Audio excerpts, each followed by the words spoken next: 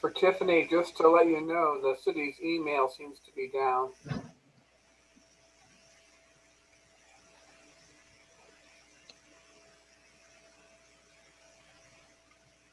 Okay, thanks. I've been trying to send you some messages, but it's not working. Okay.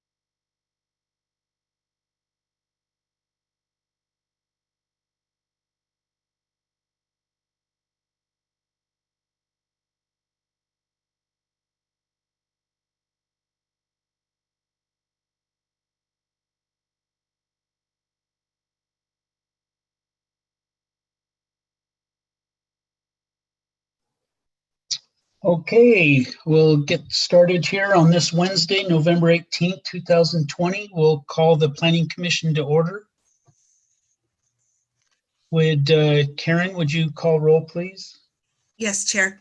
Connie Coleman-Lackady. Present. Don Daniels. Here. James Guerrero. Here.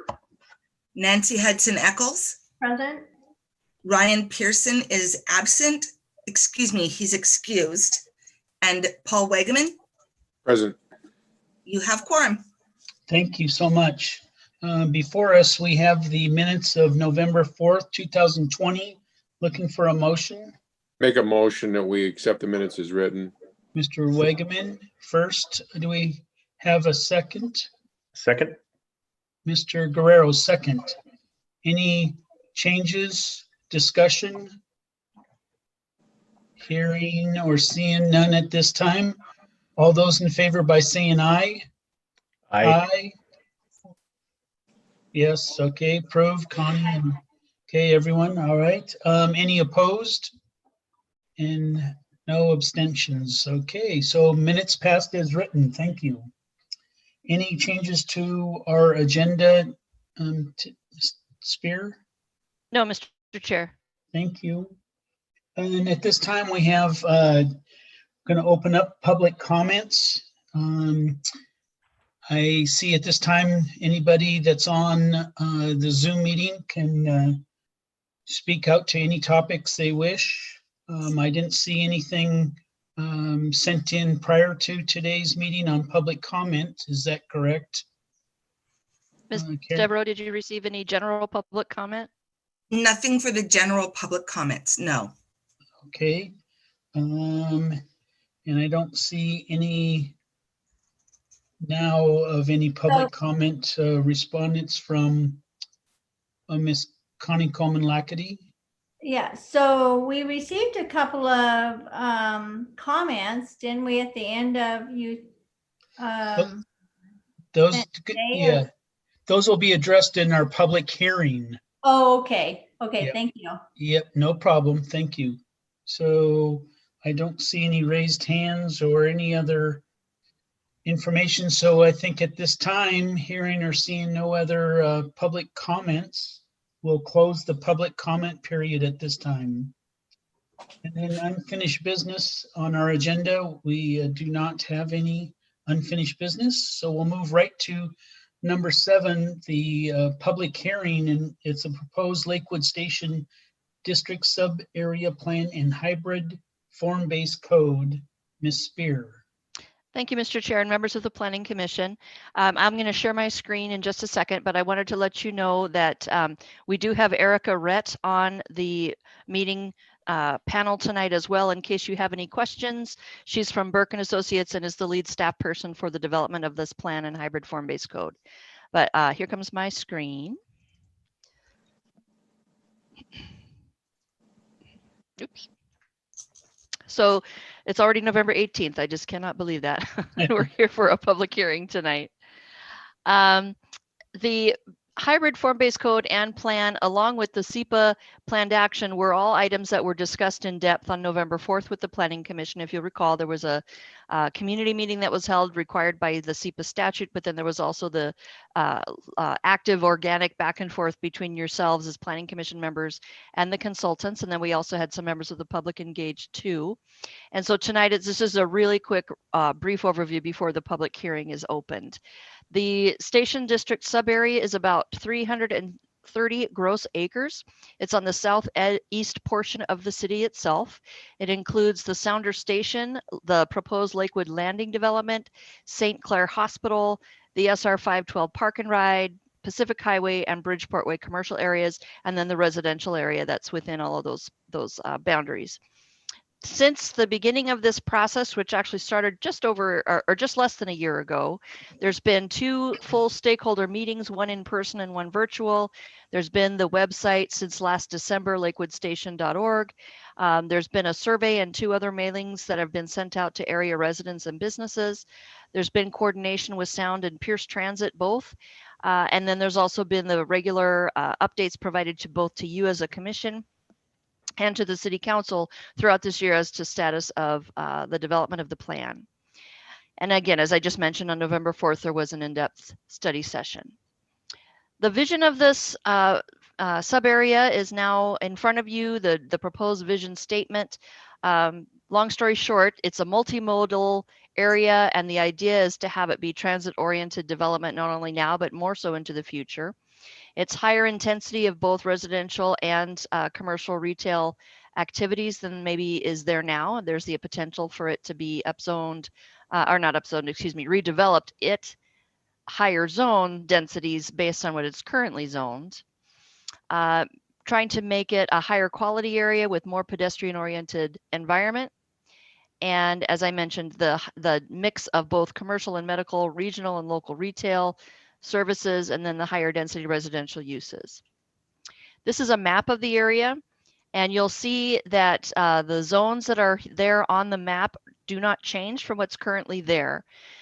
So we're looking at a potential capacity of an additional 1,172 dwelling units and 1,276 jobs. Again, this is not by rezoning any of the properties, but by simply identifying the fact that there is higher density available through all of these zones in place, and coordinating that with the hybrid form-based code, which is intended to make it more user-friendly and have some incentives included for redevelopment of the area over the next 20 years. The hybrid form-based code is very similar to what you saw with the downtown sub-area plan. So if you remember that process and how that code was organized, excuse me, there is base zoning for uses, densities, and heights, and then there's an overlay related to development regulations in each of the particular zones. And just like in downtown, the way this is done is depending on the type of street a parcel is located on, there's going to be certain requirements for how the site is laid out and how the building is designed, more so than saying in a particular zone, a specific use is or is not allowed. It's going to be more about the design of the project rather than the use. And the intention is as well to coordinate this with the work that's already begun in the downtown area. And there's going to be transportation connections encouraged between downtown and this area, not only for transit access, but for other types of non-motorized access. And then also the type of changes to the code what's being proposed is a new chapter 18C. If you remember, the downtown sub-area plan is 18B, and then the citywide development regulations are located in chapter 18A. Taking a look at, again, a couple of the zones and the fact that this is transit oriented, you've got the higher density MF3 zone, which is currently in place and would continue to be in place, where up to 40 units per acre are allowed. And then in the transit oriented commercial zone, there's actually also residential development allowed up to 54 units per acre. So the idea here is to continue with those zones and that ability to develop to that density. There's a lot of discussion that has happened and awareness of the fact that this part of the city hosts a number of residents who are at below area median income and who rent rather than own. And the desire is certainly not to be displacing these people. And so if and when redevelopment happens, the intention is to make these units affordable to those that are below area median income. And also, as we increase the number of units available with redevelopment, hopefully the people that currently live in this area, should they do want to relocate, they would have a unit that they could get into in this same sub area. The other idea is to increase non-motorized connections and accessibility, meaning walking, biking, through improvements to some streets, and including some additional pedestrian access points to and from the station district, or sorry, the station itself, excuse me, within the district, especially over to the residential area. There are some transportation improvements suggested within the area, and with my cursor, I'm just coming around to where these purple, these purple streets have been identified. That's where some transportation projects have been identified, some of which have funding and many which do not, and the timing of them have yet to be determined. So we're not sure when some of these projects are going to take place. It depends on when and if the city receives funding for them.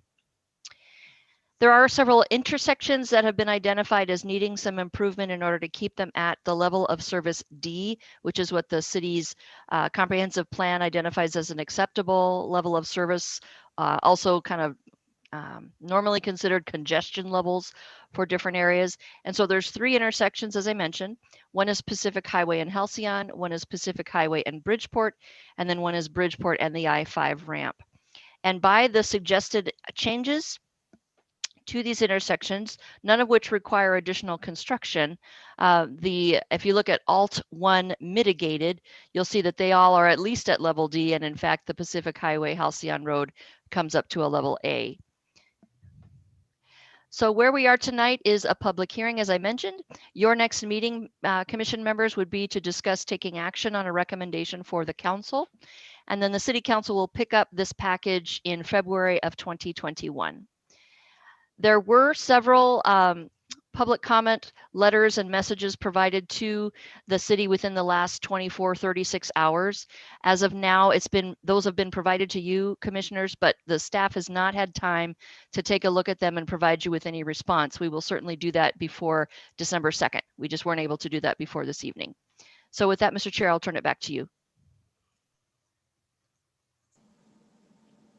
Great. So any commissioners have any questions for Mrs. Spear at this time before we open it up for the public hearing? Okay, no questions at this time. So at this time, we'll open up the public hearing on the proposed Lakewood Station District Sub-Area Plan and hybrid form-based code. And do we have anyone on the Zoom that would like to speak to fellow commissioners tonight? If you unmute yourself and identify Mr. Wegeman, just one moment. So if the individuals, I see there's 2 phone numbers on here. If they just unmute and then identify themselves by their name and the city they reside in, go ahead and address the fellow commissioners. Good evening, commissioners. This is Coral Clark, and I'm in Olympia, Washington, but representing my parents that are in Lakewood. Okay, welcome. Thank you. I'm calling on behalf of my parents, Joyce and Manley Clark. They live on the corner of 109th Street and Kendrick Street, and I'd like to address the proposal of turning Kendrick Street into a green space and making it the main connection to the station.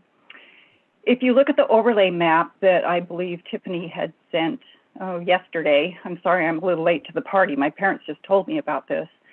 The only street that the rights-of-way go through people's buildings is on Kendrick. And some of your oldest residents of the Lakeview, Lakewood area live on this stretch of Kendrick between 111th and 108th Streets. My parents are 89 and 91, bought their home in 1964. Our dear neighbors across the street, she's 94. She's been in her home since, I believe, the 50s. Her neighbor's in her 80s. My sister lives behind my parents, and she has mobility issues and lives in a home that the city did an ADA remodel on. The 80-foot right-of-way plan puts sidewalks and benches directly against my parents' bedroom and bathroom wall. The 60-foot right-of-way isn't a much better option as far as having pedestrian traffic 10 feet from their exterior wall. The sidewalks don't have curfew, and Lakewood gets very active after dark. To put in your improvements and hem their house in, it'll greatly affect the use of their property, and I feel their safety. There'd be nowhere for us to park when we come to help them. And our biggest concern right now is the construction process that we're pretty sure would harm my mom's health quite a bit. And I'd like to offer a couple of options. I don't know if they've been looked at or not, excuse me, that I feel actually better serves your plan. If you were to move the Green Space Road to Klein or 47th Street, both of which go directly to the school that already has sidewalks to 108th Street from the school, no properties would be encroached on to the degree that Kendrick does. Klein Street goes directly to the Boys and Girls Club side of the school and can be linked to the transit since there's nothing built on the rail frontage between the station drop-off circle and Klein. A blacktop access road could be built to connect the drop-off circle at the station to the beginning of Klein Street. That's one option. The other is that 47th Street begins right at the hospital district, right next to transit. So if the station district put in a blacktop access road from the drop-off circle to 47th, people could go directly to the hospital from the train. And 47th is right next to all the high-density affordable apartments on 109th Street, which I would guess is your target demographics. Plus, 47th Street extends clear to 100th Street and runs directly in front of the elementary school, which would then include easy access for all of your citizens to the north of 108th Street. And I really like this option for your main green space and hope the planners will strongly consider this, maybe take a look at it. I don't feel that the Kendrick option is fair to your existing citizens who've been there many decades and have tried to keep a true old-fashioned neighborhood feel to the area. And I'd also like to mention that the improvements from the station to 111th on Kendrick Street have a bike lane and a sidewalk that's right next to the curb. And it would be the best option for sidewalks to continue down the remainder of Kendrick, which would still provide safe pedestrian walkway and a bike lane, and it wouldn't restrict my parents' access to their property to that great a degree. I mean, there'd be some, but it would be a much better option for us. So thank you for your time, and I hope to hear back on my input. Yeah, absolutely. Thank you for your comments tonight. We appreciate it. And so next, we also have someone else on the line tonight. If they're wanting to speak and provide some testimony to the fellow commissioners, unmute yourself.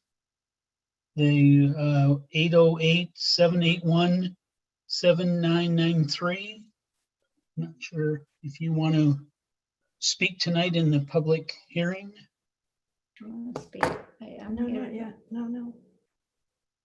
Okay, so is there anyone else out there tonight that would like to speak in the public hearing? Mr. Chair, I believe Mr. Brandstetter has his hand up to do that. Okay, I was going to get to him. I was just offering anyone else out there first. And so seeing none at this time, go ahead, Commissioner Wagaman. I'm up. You have a question? I do have a question. we're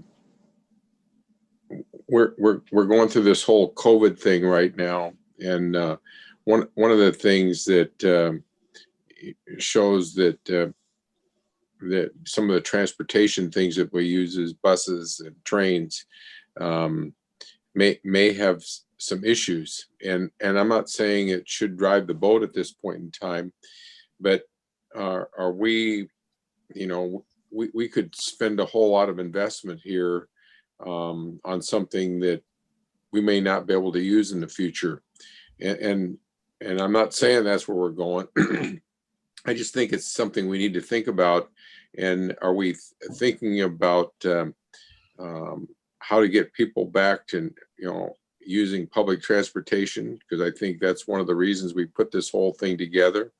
And are there ways to mitigate some of this disease issue because of that? So, you know, I'm not asking to have anything changed. I'm just think that it needs to come into our equation as we think through some of the issues that we're working through now.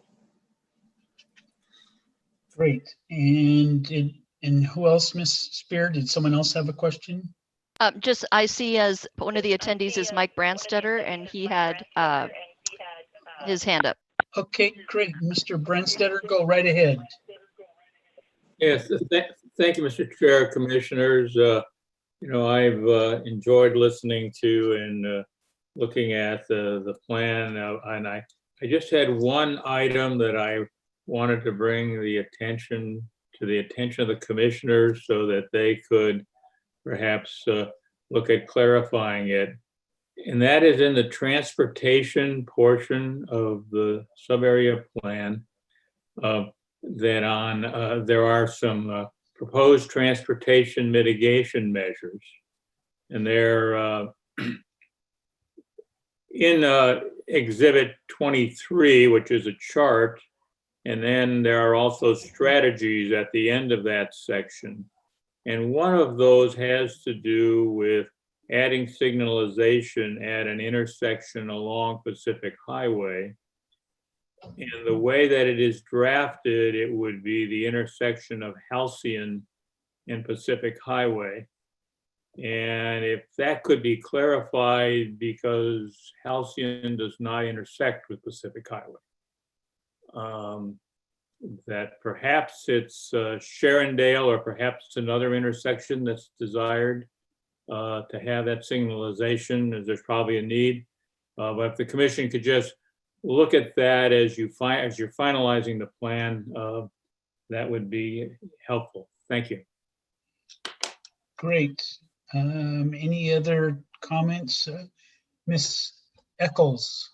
Yeah, I just have, when you were talking about the people that will be displaced and you wanted to make sure that the housing would be affordable for them, a lot of the people there, nothing will be affordable for them. They can't get a loan. They can afford the rent that they're paying, but no matter how much it costs, they're not going to be able, with their credit scores, to be able to even buy a place.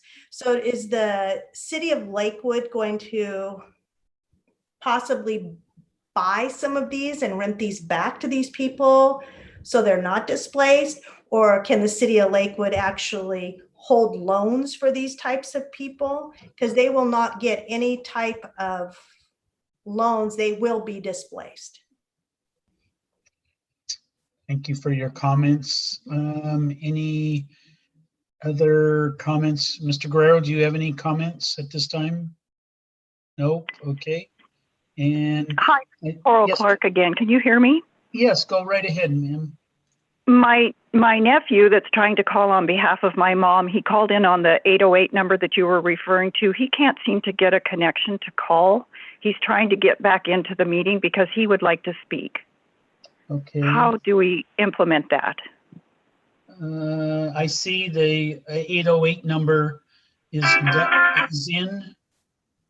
Can you unmute yourself? I see the 808-781-7993 is on the on my screen. Can you unmute yourself and then record your message? When you've finished recording, you may hang up or press 1 for more options. Okay. To leave a callback number, press 5. Huh. I don't know, Ms. Spear, do you have any recommendations probably? I would just suggest, Mr. Chair, if you'd like to continue the hearing until December 2nd, maybe people could submit written comments. You have pressed an incorrect key. Yeah, okay, that's a good option that we possibly would do as well. So we make sure we get everyone's. You have pressed an testimony. incorrect key. Yeah, I apologize for that inconvenience at this time on this great technology that we all are experiencing, that's for sure. So any other comments? Mr. Buer, do you have a comment or a question? I was just going to point out that you have a Bob E. that might be waiting in line to speak. Okay, Bob E is just, yes, popped up. Bob E, are you available and would wish to speak tonight? I do not wish to speak. I just wish to listen. Thank you. Oh, I recognize that voice. Estrada, Mr. Estrada. Yes, good evening. Thank you. Okay, so fellow commissioners, no other comments?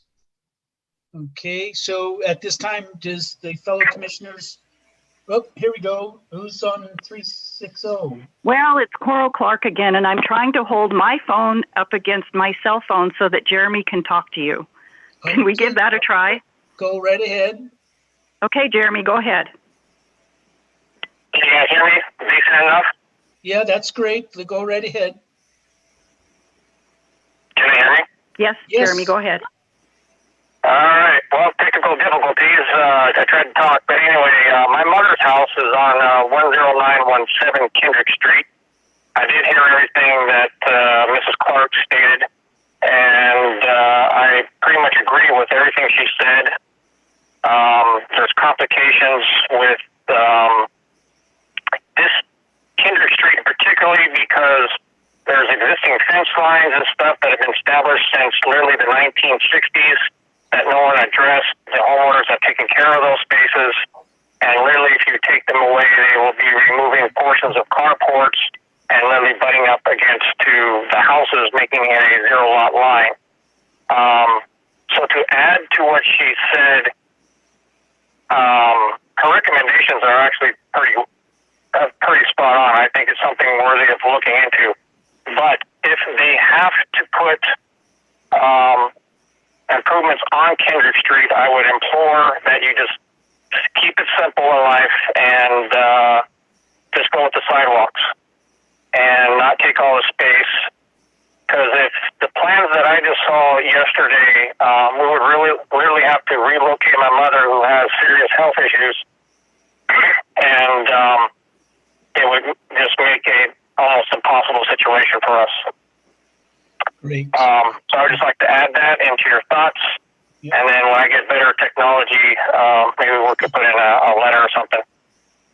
Absolutely. We appreciate your comments and your patience tonight. We appreciate that. We're being tasked with these difficult situations, but we do appreciate all your comments and your time, and we will definitely take all those recommendations, and the staff will get back to you and to all of us with those recommendations and different options. So we thank you again. Oh, and one more thing, if I may add.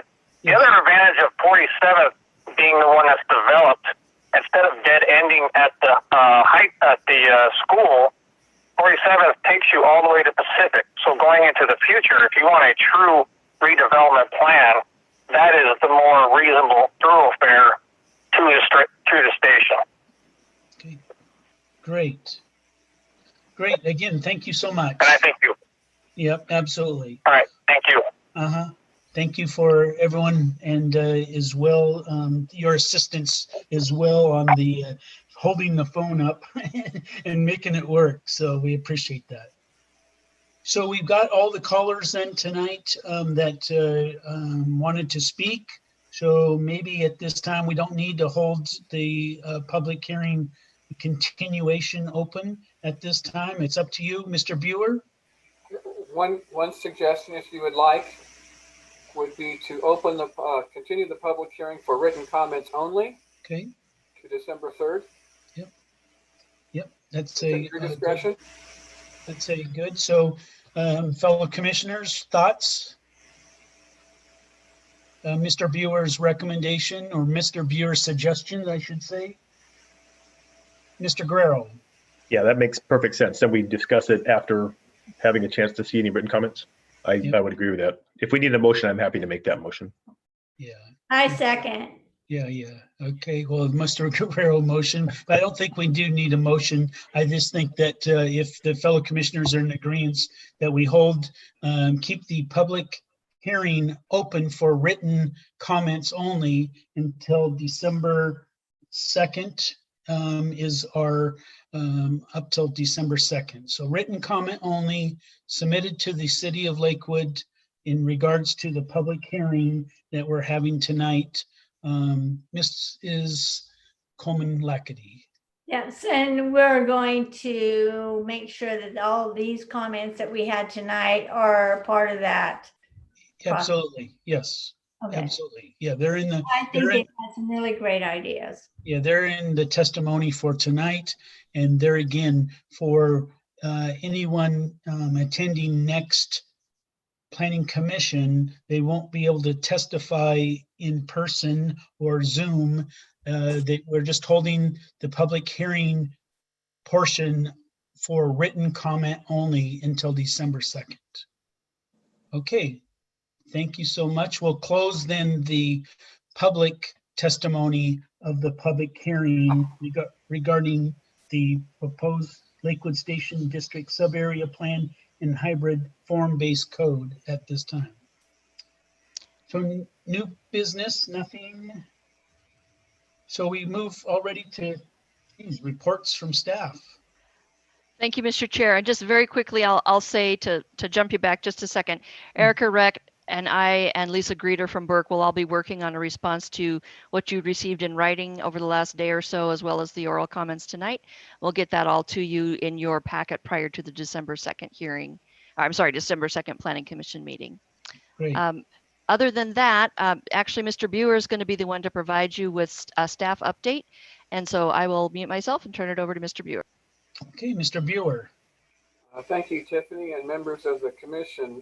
You haven't heard very much from me lately. Probably that's a good thing. But behind the scenes, there's been a lot of work trying to put together a new energy and climate change chapter to our comprehensive plan. And so what you see on beginning on page 111, I believe, is an outline of what that chapter would look like. And it talks about purpose, what is climate change, the regulatory framework, what Lakewood is today, and then potential impacts on climate change specific to the state, Pierce County, and then impacts to Lakewood. And then we have another little interesting section called Section 6, which is something you don't normally see in reports of this nature, is advantages and disadvantages of climate change, and where Lakewood's in a good spot, and also where Lakewood has potential issues. Then we move on to Section 7, which has been the most challenging, which is trying to prepare a greenhouse gas emissions inventory. And to make this kind of simple, it's actually a complex program. And we only have a $20,000 grant, and we found this agency called ICLEI, which is an international organization that actually has all the software from which to be able to do a climate change assessment. Here we go. To join ICLEI, it's $1,200, and we did just that using the grant. And I'm kind of in the process of putting together the formula and the site factors from which to bring forward a climate change emissions inventory. It will consist of residential, commercial, and industrial. We're going to try to bring in waste. One of the challenges for Lakewood is that we are not a full-service city, so it is difficult for the city to discuss waste, water, and sewer, because as well as power, because none of those things are utilities that the city actually owns or operates. That is a challenging aspect behind this proposal. We also just suggested trying to calculate carbon sequestration by trees in urban settings as well as the ground. Because in addition to humans creating greenhouse gases, Mother Earth also does wonderful things to take carbon and store it. This continues to be a work in progress. I'm finding it to be very difficult because, yes, you can do carbon sequestration estimates for a specific tree at a specific location given its age, but to try to take a look at it on a large scale like the city of Lakewood is proving to be much more difficult. So we're going to approach this a little bit differently. And what you might see, for example, is some aspects of carbon sequestration in certain parts of the city. One that I'm looking at right now is the town center, because most of the trees are all put in about the same time. And it is possible to look at carbon sequestration within RPAI's property. It's more interesting than anything else that gives you an idea of the value of trees and open space within the community. You are beginning to see on section 9 the development of some key findings and recommendations, and then specific goals, and then followed by policies and implementation actions. I would say about 60% of this draft document has been written already. It's not quite ready for prime time. It is easy, actually pretty easy to talk about the impacts of climate change on Lakewood, because Pierce County, state of Washington, the city of Tacoma have developed programs already that talk about the impacts upon those areas of the county, and it's very easy to extrapolate that into the city of Lakewood. The two things that I will tell you are the most interesting are you can see that the quality of the lake water is going to deteriorate over the years. And I can see or anticipate that lake owners are going to have to put in more chemicals into the lakes in order to maintain water quality. Another issue that's out there, and this was something that I came across today as a result of doing this work, the fire district is much more concerned about the trees that surround Lakewood, specifically, excuse me, around JBLM, adjacent to the city, and also within the Chambers Creek corridor or valley. Those are possible areas where you could see some stress as it relates to water. We are also beginning to see people apply for water well permits. The method to irrigate large residential estates property to help mitigate for any potential fires in those neighborhoods. That's a new thing that's happening within the last 3 months. I never thought that people would be doing this, but for some of these larger estate properties, you're going to potentially see more wells being proposed for irrigation of forested lands. So more to come on this, but I wanted to give the commission sort of a quick read on what's going on, what's going to look like, and some of the information is quite fascinating, and I think you'll find it a good read. Another thing going on that you may not be aware of is the work that was done recently by the USGS and the Nisqually Tribal Nation on the impacts of global warming and climate change in combination with I-5 at the Nisqually Delta. There are some significant environmental impacts in the next 10 or so years that could have dramatic impacts on fish population in that Delta area.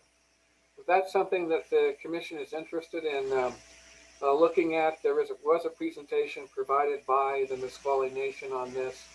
It's very interesting, and it's actually quite thought-provoking about what the future of Pierce County looks like and the future of the Delta in relationship to the Sound as well. So that concludes my presentation this evening, Mr. Chair and Commission members. And you'll see us coming back probably in the February-March timeframe and with a more detailed draft on a lot of these questions that are answered and fleshed out. So with that, I'll be happy to entertain any questions you might have. All righty, thank you. Any questions for Mr. Buer on that presentation? I don't see any at this time. Does any, I see Mr. Brenstetter still on the line. Are you sitting in for Mr. Boki tonight? Mr. Brenstetter, on behalf of the City Council? I am not. Okay, no problem. I didn't know if you were there and have any other comments, on behalf of the council. So we welcome you anyway. No problem. You're still always welcome. Okay, so any other comments or for the good of the fellow commissioners? Do they have any comments? No? Okay, Mr. Guerrero. I have some thoughts about parking requirements, and it's come up a couple times with the Planning Commission, and I was going to ask if it would be possible for me to prepare maybe a PowerPoint presentation. It doesn't have to, I mean, it could be in the next couple months to talk specifically about parking requirements as they relate to the city and where we're going. And my intent would be it would be less than 10 minutes, but I want to put that out there to see if people are interested in having kind of that discussion. Yeah, I most likely would. It's a topic that is being come up quite a bit lately, as you know, especially when we're talking about a particular area within the city, and that is a big deal. Transportation, parking. So yes, if the staff can accommodate some of that in upcoming meetings, that would be great. Great, thank you. Mr. Wagaman, you have any final comments or questions? No. Okay, great. Ms. Echols or Ms. Lackady, any comments? No? No, we're fine. Okay, all right, no problem. I'm just giving everyone an opportunity, trying to drag this thing out as long as I can.